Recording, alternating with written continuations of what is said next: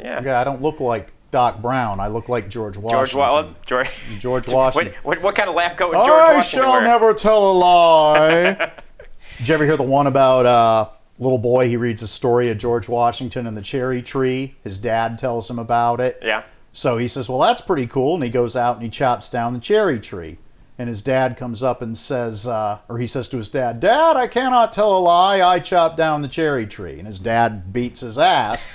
He says, but George Washington didn't get in trouble. How come I did? And the dad says, because George Washington's dad wasn't sitting in the outhouse when a cherry tree fell on it. Time travel. Time travel. Welcome to the top 10 time travel movies that millennials have never seen. George Washington, Christopher Lloyd. We weren't quite sure. Doc Brown. So Superhero here has obviously been wearing themed outfits for each episode. Yeah. And the funniest, you ever remember in Taxi, the funniest thing where they found out for decades, Christopher Lloyd, Reverend Jim, yeah, he'd been a cab driver for decades. He didn't have a driver's license. Yeah. They sent him to get a driver's license, and he's taking the test, and he looks at the guy next to him, and he says, what does a yellow light mean? The guy says, slow down. He goes, what does a yellow light mean?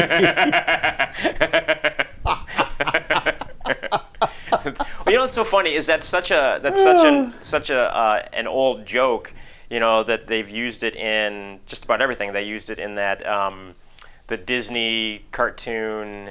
Why am I blanking now? With all the animals, it was out recently. Yeah, it was good, but with the sloth and the sloth. Oh, okay, yeah, but Rick is supposed to be Christopher Lloyd, who is Doc Brown, who's essentially supposed to be Reverend Jim, right, who's essentially supposed to be Lord Krug, who's essentially supposed to be Christopher Lloyd. You know, just all of his bits and everything are just timeless. That's why they keep getting used and used and used like that.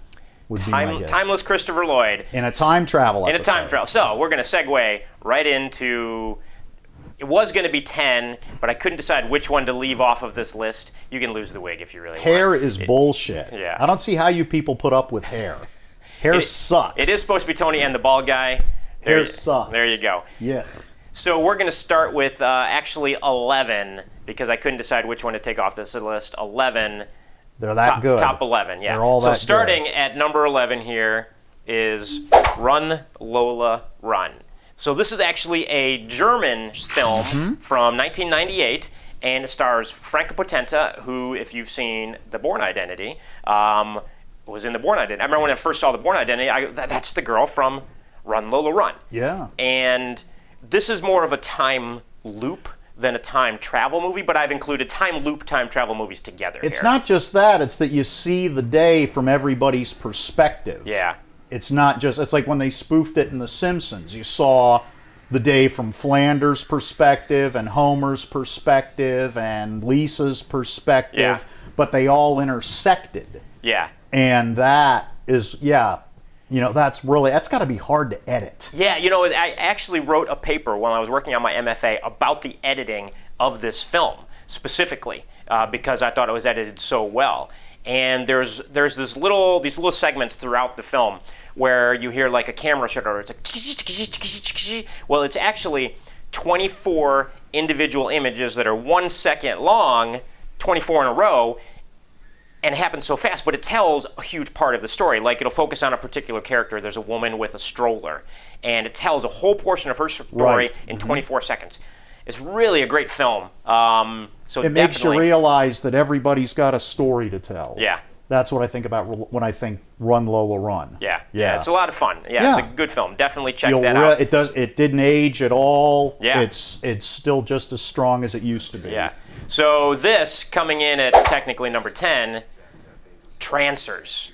I don't know why, but this is the second Tim Thomerson movie that we've had on this list now. And essentially, he's a cop in Los Angeles in whatever, a couple hundred years in the future or something like that. And he has to hunt down these Trancers, which are sort of people that become zombies or something like that. And it's very film noir. It's, that 1940s LA film noir kind of thing. And he ends up time traveling back to the 1980s, essentially, like 1984 or 1985. The present day. The present day. Yeah, the present day. 1985, present day. So, we're perpetually stuck in 1984 or 1985 ourselves. So, and we like it there. Yeah, absolutely. Yeah. So you'll see a wide amount of films that we select for these lists. Oh, what is his name? He's been in everything. Literally everything. Yeah. Just that great character actor that plays that guy. He's that guy. He's that guy. That authority figure guy. In everything. In everything. Yeah. Now I'm going to have to look him up, but we'll throw it down here. And Helen Hunt. Oh, wow. So one of Helen Hunt's earlier films here in Trancers with Tim Thomerson. I'm sure this is one that she probably would choose to forget, but it really is a fun movie. You don't know that, dude. That's true. A lot of these people, when you bring up old stuff that they've done, they go nuts for it. I was friends with a radio host who interviewed Martin Landau right after he did Ed Wood and won the Oscar as Bela Lugosi. And Landau's agent told the radio jock, whatever you do, do not mention Space 1999. And he says, okay, thinking that Martin Landau hated working on Space 1999. And as they're rolling to the break, the floating break, he says, well, I'll be right back with Commander Koenig, just as a joke. Yeah. Because he thinks they're going to the break and everything. And Martin Landau went, oh, Space 1999. And let me tell you how we made the ships work. And let me tell you how we did this. And and he wouldn't shut up. And they lost the floating break. They lost all that money and everything. Yeah. And his agent says, I told you, don't mention Space 1999. Right.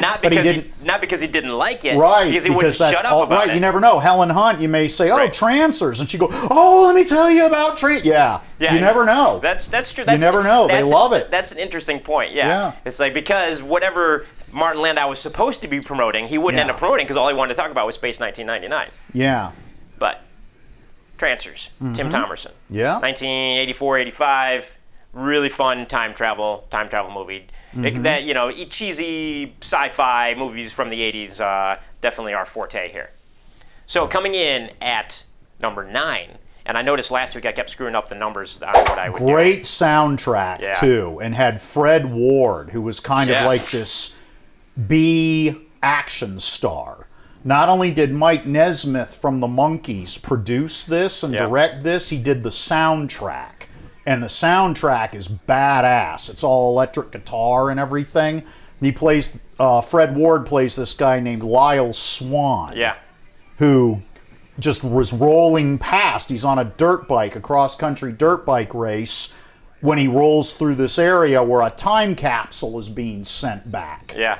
And so back he goes. And you know what I love about this? That the title isn't The Adventures of Lyle Swann. It's just The Adventure of Lyle. One adventure, not multiple adventures. He's just having this one, and then he's done. We don't, he's not having more than this. Yep. And he basically goes back to the Old West, and all hell breaks loose, essentially. But it's a lot of fun. How the one guy here, after they see the machine, when they're talking about his dirt bike, one of them says, if General Lee had that, we'd have won the war. Yeah. They're all Civil War vets. They're all these disgruntled Civil War vets that went out west, which really happened after the war, looking for a new life and everything. And that's the line that I always remember out of it, was that, if General Lee had that machine, we'd have won the war. I need to find another one of our other lists. And of course, it's the 80s, so the hot chick is just like, hey. She was a hot chick in a lot of things in the 80s. I remember her as from the Airwolf pilot. Oh yeah. Yeah, I can't think of her name, but she was she played the hot chick in everything. Yeah. B-wise in the B movies. And Fred Ward was always, he's well built. He did his own stunts and everything. I loved Remo Williams. Yeah. Fred Ward. What a fun movie that was. I loved him as Gus Grissom in The Right Stuff. Yeah. He did so much, Tremors. Tremors, he was great in Tremors. Yeah. Right, but he never kind of broke out of that. He just never made it out of that. Without too much of a spoiler, there's a great scene in here. Written. Mike Nesmith. Mike Nesmith. When they're chasing him with their 6 guns, and all of a sudden a jet ranger comes up over the hill. Yeah. And the cowboys just lose their... they're like, oh my God, they've never seen anything like that. That's really what makes time travel movies so good. It's like this puff bar. They say, what are you doing? You're a sorcerer. You have smoke coming out of your mouth. You know, and that kind of thing that, you know, people from the past, it's like, so what if you took a medieval knight and dropped him into modern New York City or something like that? What, you know, and what's the reaction? And that's what people really want to know. It's the classic fish out of water story. Yeah. So it's well, of course, fish out of water just kind of flops around and then he dies. I don't see much to that story. But yeah, it's, you know, or, you know, one of us going back. Yeah. You know, when people are much more barbarous and there's no toilet paper like there is right now. That's right. Wow. How about that? But there was toilet paper in 1986 when Star Trek IV: The Voyage Home came out. I saw this in the theaters. I did too, of course. Yeah, absolutely. Yeah, this, you know, Star Trek II and Star Trek IV. There used to be this old theory of the only good Star Treks were the every other numbered ones. The even numbered ones were the strong ones. It's not true. No. But I'll tell you one thing about this one. The reason Harv Bennett went with time travel, he was just because, of course, he was a TV producer and he had taken over, like I said in the other one, from Robert Wise, and he was making good Star Trek movies. He says, what's the most popular episode? City on the Edge of Forever. All right, we're going to make a time travel one. Literally. That's great. Yeah. That's great. And the thing, I got to admit, you know, it's always good to see, because even though they're so much more advanced than us and could wipe us out in the blink of an eye, they nearly get run over by cars. They can't communicate with anybody. The nuclear vessels. Yeah. You know, they're again, height of the Cold War and a Russian guy asking about the nuclear vessels. Yeah. And they're like, he's a commie. Yeah, right. Yeah, they guess, he's a commie, but he's some kind of retard. yeah, exactly. Yeah.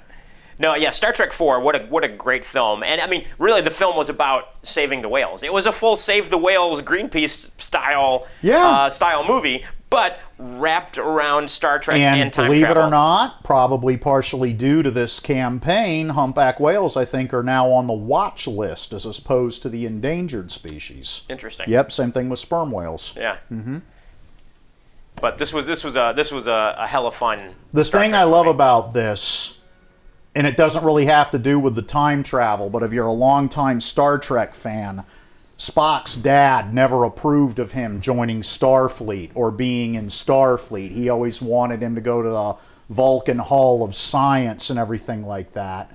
And at the very end of this one, Spock's dad walks up to him right at the end and says, you know, I think I was kind of hasty in that decision. He says, you did just fine. And that's not really a spoiler considering this film came out in 1986. So.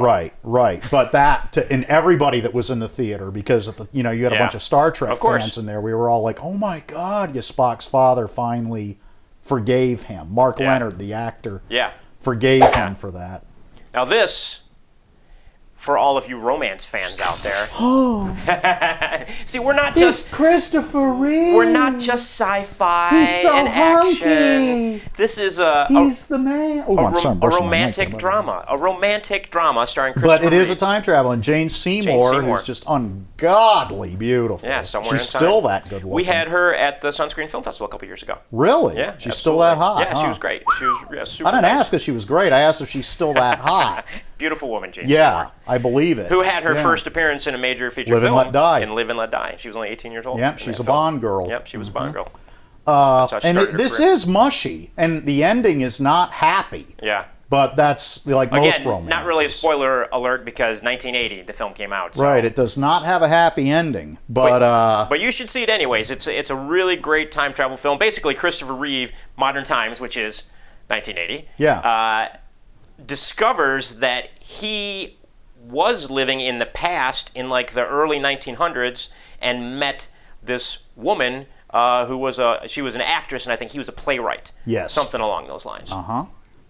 And they fell in love, and he meets her as a young man, and she's an old woman at the beginning of the movie, and she basically tells him to go back in time and find her. Most of millennials probably look at Christopher Reeve and say, oh, well, I've seen pictures of him as Superman.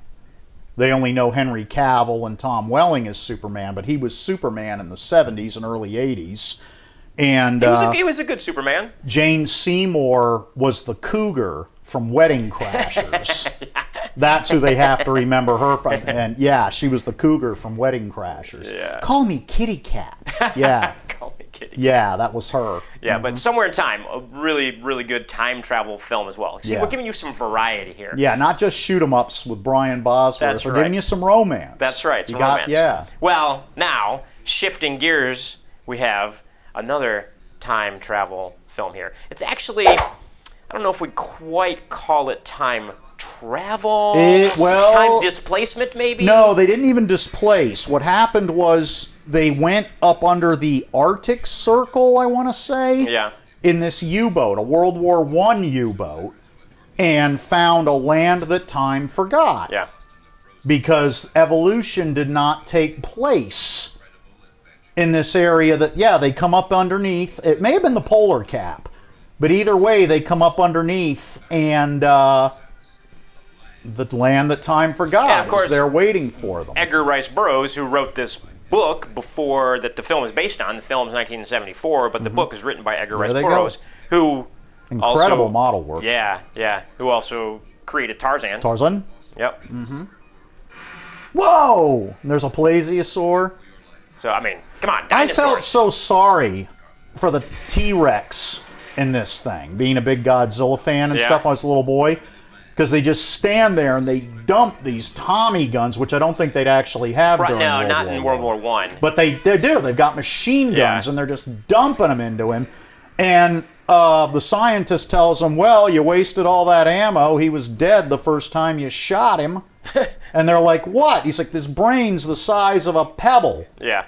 He was dead. It just takes his body that long to realize. And I felt so sorry for him. I don't know if I would feel sorry McClure. for a T-Rex, but Why? I'm not He didn't sure. do any. He's just doing what he does. He's being- I suppose if it's just, you like Grumpy, don't you? he just wants to eat you. Yeah, it's his job. Yeah, my you job. like Grumpy. My job is to eat. Grumpy was cool.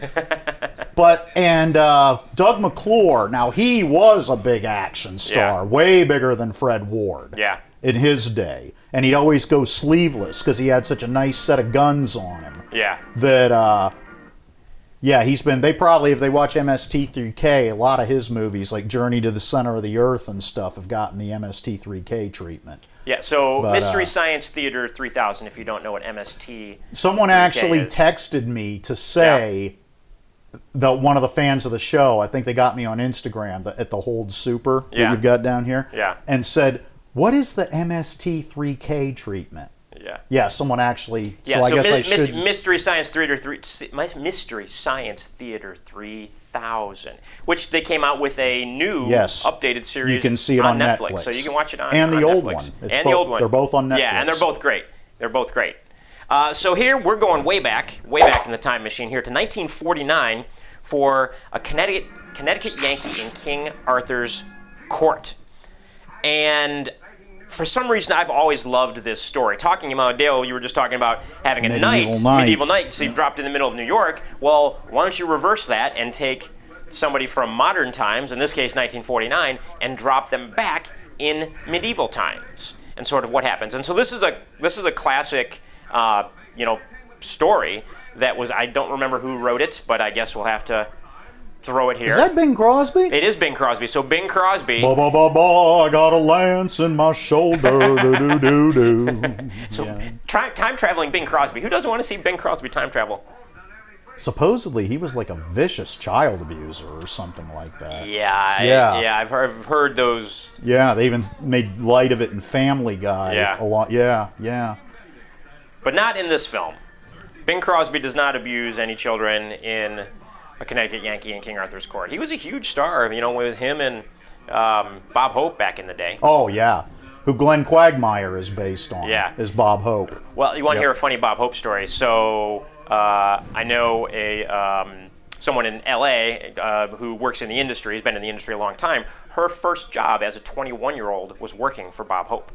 Wow. So she worked for Bob Hope back in the day, and she's been in the industry a long time. Great lady, really great lady. And she was telling me that, and we were in Burbank, Burbank for business meetings. Well, Bob Hope Airport is in Burbank, and Bob Hope, is the name of a road in Burbank. And she had a meeting at Warner Brothers and said something about Bob Hope, talking about her start working for Bob Hope, and they looked at her blank-faced. Didn't know who Bob Hope was. Douchebags. And she had to say, you work here in Burbank. The airport is named after him. Yeah. The road is named after him. You work at Warner Brothers, for God's sakes. Yeah. And you don't know who Bob Hope is. Douchebags. So millennials, please. You suck. If we have If to you don't know explain who Bob Hope is, well, Glenn Quagmire is Bob Hope. Bob Hope was a Mac back in the day. Oh, yeah. Or giggity. Yeah, he was chasing all the broads, and the broads were liking the broads. it. When you could say broads, and when you called dames broads back then. Yes. Yeah, and they were liking it. And so we're sticking with a little bit of an older theme here. And not only did we give you a romantic film, A musical? a film from 1949, but a time travel musical, Brigadoon. Brigadoon. Have you ever seen Brigadoon? I don't think so. Saw this forever ago when I was a kid. And you know the whole Brigadoon story, right? It's a magical city. Only appears once every 100 years in Ireland, and it just kind of shows up. And, Van Johnson. This parade has degenerated into brawling and drinking and violence. Are these the things we think of when we think of the Irish? But Brigadoon is a classic time travel film that, again, this is an older film. We're trying to spread the knowledge around for you millennials or younger. Give you a little bit of historical culture. So here's an interesting thing that So that's why Brigadoon is lost in time, though, because it only ages one day a year throughout time. Yes, for those 100 years or whatever. Right. So here's an interesting thing, an interesting piece of perspective. So you and I, growing up, we saw films from the 1940s, the 1950s, the 60s, the 70s. Yeah, they were on the afternoon. So we had this wide range of knowledge. We didn't live in the era of Bob Hope necessarily. Right. But we knew who he was. We knew we'd seen all of his movies. And we'd seen the films. And so it gives us this broader knowledge of 50 years worth of film knowledge and everything else, maybe. But today, because of the way things are structured, people don't have a view of anything more than 10 years beyond sort of the range that they're living in. That's what was digitized and put onto YouTube or whatever. Yeah. I thought of something. I was trying to remember the thing when I said like Helen Hunt might be all excited if you brought up Trancers. Yeah. When Frankie Avalon was at HSN, people were bringing him in beach party stuff and beach balls. When you worked at HSN. Yeah, and records to sign and everything like that. And I had the making of Voyage to the Bottom of the Sea, the series, the movie, everything. And he was the bugle player in there, in the original one with Barbara Eden. And he grabbed me and took me and sat me down next to him. And we went through that whole book. And he told me all about the sets, and he autographed his little picture in there, and what it was like to work with Peter Lorre and Walter Pidgeon and all these people and everything. Hardly anybody remembered he had been in Voyage to the Bottom of the Sea. And they do. If you think of something obscure that these big stars have been in, they want to talk about it 9 out of 10 times. So there you go. So all of you who want to meet your big favorite stars out there, find the most obscure thing that they've ever been in and ask them about that and see how they respond. Don't ask Terry Garr about Star Trek. Really? Apparently she gets pissed off. From what I've read, seen, and everything over the years, she does not want to talk about Star Trek at all. And why is that? What was the name of the episode she was in? But anyway, she was with Gary Seven. That was supposed to be a spin-off show. And it didn't happen because NBC went to Gene Roddenberry, and said, let us get this straight. You want to do a spin-off of a TV show that's tanking. And that was the end of that. But apparently she's very bitter about that. Because she wanted the star in the spinoff. Yeah. Gotcha. Mm-hmm. Well, Brigadoon, I know we didn't talk a lot about it, but another classic film, giving you guys a little variety there, a musical time travel film. Yeah. So coming in now, after Brigadoon, something else old and in black and white. Taking... Time Cop. It's not really old and in black and white. What was the name of his love interest in this? She was also Ferris Bueller's love interest. The actress that was Ferris Bueller's girlfriend. I'm not going to say because I'm going to get it wrong, so we'll just put it right here. But anyway, these are the only two things I remember her from, is Time Cop and Ferris Bueller. Yeah. But this is a fun, it's not a good movie. It's a fun movie. It's a fun movie. There's a difference. There's a big difference. And you can't travel into the future because it hasn't happened yet. Right. Every time travel movie has its own laws. Yeah. And whatever you do, if you do meet yourself, don't touch yourself. Yes. And you find it, and it's really gross. Yeah. I mean, it's... But Jean-Claude Van Damme, Yeah. with a mullet, in the early 1990s, time traveling and kicking butt. What you can't figure out, they put a brick wall in front of the goddamn time ship. And if you don't get going to just the right speed, and he tells the girl in the back of the thing, yes, if you don't get to the right speed, we will smash into the wall and be crushed. Why put the wall there? Don't put a wall there. Put a runway there. Oh, that wouldn't be interesting then. I guess, but if you don't hit the right speed, you're dead. You're done for. Yeah, Jean-Claude Van Damme back in the day, it made some. Now, since he's quite Time ridiculous. Cop, his job is to go back in time and find these people that are like making a fortune off of Wall Street. The classic splits. Yeah, and stuff like that, and he arrests them and brings them back to his time. It'd be like if we could go back with the lotto numbers. Right. And just keep winning and winning and winning, but we're altering time. And so Jean-Claude Van Damme has to arrest people that are altering time. He's part of the time police, yeah, essentially. yeah, provided he doesn't hit the wall. Ah, now. This is my favorite out of all of these. My absolute favorite. The USS Nimitz, which is still in service, Nimitz-class carriers, they're headed out of Pearl Harbor to go on Westpac, and they get sucked up into this vortex, which takes them back to December 6th, 1941. Yeah. The Navy threw everything they had at this movie. Really? Because, there's a scene in here where the actual Jolly Rogers, the Tomcat Squadron, mixes it up with a couple of Texans that have been converted to look like Zeros. Oh, yeah. There's James Ferrantino. I've got his autograph. He's passed away since. He was also in the Blue Thunder TV show. And Kirk Douglas, of course. I mean, come on. And these guys have to decide, are we going to stop the Japanese fleet? Right. It's our duty. We're sworn to protect this country against foes, foreign and domestic. Yeah. So what are we going to do? And they have to decide what they're going to do. If they're going to stop, the Nimitz could single-handedly sink the entire Japanese Navy, not just the task force that was headed for Pearl Harbor. Yeah. And they have to decide what they're going to do. And I knew a sailor on the Nimitz, and every Sunday for probably decades until the film broke, this played in the movie theater on board the Nimitz. Oh, really? Every Sunday. Wow. Every Sunday. And full disclosure here, you were in the Navy. Yeah. Yeah, well, they had to have figured that now. I've made so many references. I don't want to say why they run into this vortex or anything, but there is a good story in this about altering the future. So this is the one that we're not going to give you any spoilers on. Right, so because you have to see it. It's an incredible movie. Yes. It's got Charles Durning, James Ferrantino, Martin Sheen, Soon-Taek Oh plays the Japanese fighter pilot that comes on board.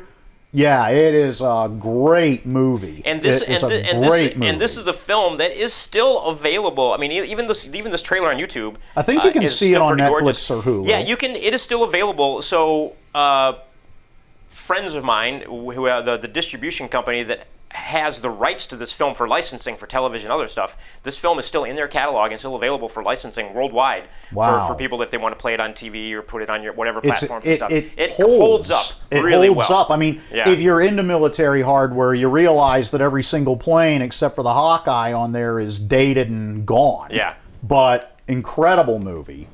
One thing I really like about that, and like I said, we're talking about old guys like Bob Hope and everything. Right when they come out of the vortex back into 1941, they turn on the radio, and they're hearing Jack Benny. Yeah. And that kind of like Jack Benny, and it's they've got a monkey in the house or something like that. Where's the monkey? He's in the bedroom reading Esquire. We'll take it away from him. Oh, come on, boss. He's been around. And then they play the How Are You Fixed for Blades commercial. And they're listening to all this shit going, what's going on? You know, and of course, Kirk Douglas, he being in the late, I guess, was that made in the late 70s or early 80s? 1980 was the year. 1980. He was a World War II fighter jock. Now he's in command of the Nimitz. Yeah. And he realizes what's going on right off the bat because he remembers all of that.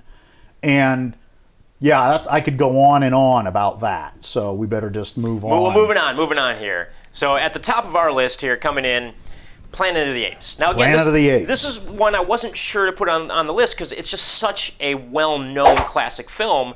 And, you know, I know they've done the new Planet of the Apes. We're actually all pretty good, but... Well, it's not this, though. But it's not. It's not Planet of the Apes. I mean, no. This is Charlton Heston, who we mentioned before from the Omega Man. Absolutely. They grew the first scene where you see the apes, and they or the gorillas, actually. Yeah. And I just read the book recently, too. Oh, did you? By Pierre Boulle. Yeah. And they swing around on the horses, and they're hunting the humans to keep them out of the food and everything like that. Man, it's just incredible. Yeah, and to look at the makeup and everything that they're doing here for 1968. Mm-hmm. I mean, these guys are having to run around in full, full, not a rubber mask. They did that in some of the later ones to save money, but in this one, all the features of the masks work. One of the most interesting things, if you're a filmmaker, they made, I want to say 5 of these films, but there's a 6th one that comes in the DVD box set called Making of the Planet of the Apes. Or no, Behind the Planet of the Apes. And it's narrated by Roddy McDowell. Oh, nice. And it's all about the making of all of them. Interesting. And it is one of the most interesting things I think it's a couple of hours long. It's feature length. I have met Linda Harrison, who played Nova in this. Little known fact, she's the first Wonder Woman. Really? She is the first Wonder Woman. William Dozer, who made Batman, shot a Wonder Woman pilot in Sophisticated Burlesque, like the Batman show was. Yeah. And she plays Wonder Woman in that pilot. That was before... 1969, somewhere around there. And they didn't pick it up. Right. And I mentioned that to her. And it was funny, all the stuff that I'd known she had done. She looks at my wife and goes, "He's right." And then I mentioned the Wonder Woman thing, and she goes, "He's right again." And it's all the obscure. She was, and she even wrote. Maybe I can send you a still that you can put up in the corner. Thanks for remembering all the things that I've. And where did you meet her? At a con? At a con somewhere? Yeah. She's still a beautiful woman. She was doing like a Planet of the Apes thing, or just her? Just her. Yeah. Just her, and she is, before Kathy Lee Crosby, before Linda Carter, she was the first Wonder Woman. Nice. Yeah. And of course, all the kids know what that is anyway, because they've had all the decades. That scene with the Statue of Liberty has been redone. It's been redone and made fun of, and where not necessarily made fun of, but just referenced time after time after time. Well, and that's the sign of a great classic film, is something that's constantly imitated. Right. Constantly referenced. Kim Hunter is Zira and Roddy McDowell. It's interesting. They got classic British actors to play and actresses to play the chimpanzees. Yeah. Because they're supposed to be the smart ones. Right. When they made a TV series, there was a Planet of the Apes TV series. It was incredible too. Yeah. The cartoon by Filmation. Yeah. That was the first time since the book that the apes actually had planes again and sophisticated technology. In the book, they were shooting rockets into space. They were about our level of technology now. And I just remember that at the beginning of the cartoon, there's an ape in a P-40. And he's got humans, like stick figures, on the side of the plane as kills. And he sees the astronauts running, and he comes in and does a strafing run on them, trying to get them. As they're, and he's in an old P-40 Warhawk. And, they the ape was the most sophisticated technology the apes when had. was that book written? Late 60s. Late 60s. Okay, so But I know it was the late 60s. Yeah, because the film was 68. It was. I didn't know if the book may have was, been the early 60s. I didn't know if the book was no. much It would have earlier. to be the early 60s because the first film is 68. 68. So- Well, and of course, like a lot of films, this film at its time, and like we talked about before with sci-fi, it's an analogy for racism at the time of the 60s. Interesting thing about that racism, they didn't even realize it. I think Charlton Heston actually said he was the one to realize it during lunch break. Yeah. The orangutans sat with the orangutans. The gorillas sat with the gorillas. Interesting. The chimps sat with the chimps. And even the actors and the makeup and everything didn't realize they were doing it. Right. Yeah, during lunch break, they would stick to their own kind. Huh. Yeah, during the... that's I hate to say it, that's when I really realized Planet of the Apes is when I accepted that I'm a nerd and a geek and all that. No, it is, because I remember I was watching... Wait, what year was that when you figured that out? well, how old is Battle of the Planet of the Apes? Battle of the Planet of the Apes. So these were all in the That was 70s. the first, second, third, fourth movie. Yeah. And General Aldo Yeah. is sitting there going, "We need guns. Guns are power." And I realized, I was like, wow, that's Claude Atkins, who played Sheriff Lobo. Yeah. At the time, big burly guy. He'd done a lot of westerns and everything like that. And then I saw the end credits, and I was right. And I was like, my God. I said, I realized that Sheriff Lobo was General Aldo. So you must have been like 8 or something at the time. Yeah, and I said, I no wonder all the kids beat me up and everything like that. That's what I am. I'm a nerd. It wasn't popular back then. Nowadays you go, oh, he knew his. Not back then. Yeah. Yeah, not back then. But yeah, that's when that Planet of the Apes is what made me accept the fact that and Claude Atkins. That I was a complete, which was a spin-off of BJ and the Bear. It was, yes. Yeah, Yeah, Sheriff Lobo, BJ and the with Bear. Greg Evigan. Yeah, so we might have to do a whole episode on like 1970s, 1980s TV series as well that you should check out.